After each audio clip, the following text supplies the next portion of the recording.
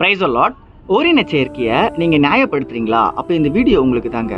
முதல்ல ஓரின சேர்க்கையை நியாயப்படுத்துறவங்க என்ன சொல்கிறாங்க அப்படின்னு பார்த்தீங்கன்னா, ஏசப்பா எல்லாரையும் நேசிக்க சொல்கிறாரு. நீங்கள் எங்களை வெறுக்கிறீங்க, எங்கள் பாலினத்தை அங்கீகரிங்க, எங்களை வெறுக்காதீங்கன்னு சொல்கிறாங்க. முதல்ல நீங்கள் ஒரு பாலினமே கிடையாது தெரியுங்களா?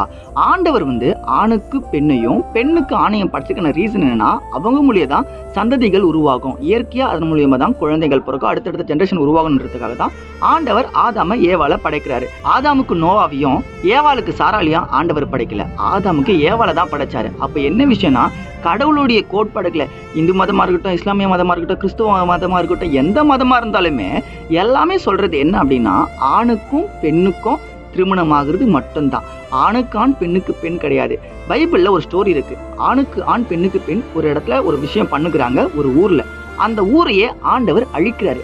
ஏன்னா அங்க இருக்க பாவம் உலகத்துல பரவக்கூடாது அப்படின்றதுக்காக தான். இன்னைக்கும் இப்படிப்பட்ட பாவத்தை ஆண்டவர் வெறுக்கிறாருங்க. அதனாலதான் இன்னைக்கு நான் உங்களை பார்த்து சொல்றேங்க, இந்த பாவத்திலேயே இந்த காரியத்துல நீங்க மாட்டிட்டு இருக்கீங்கன்னா, உங்களுக்கு முடிஞ்ச அளவுக்கு நான் ப்ரேயர் பண்றேன். ஆனா இது நியாயப்படுத்தாதீங்க.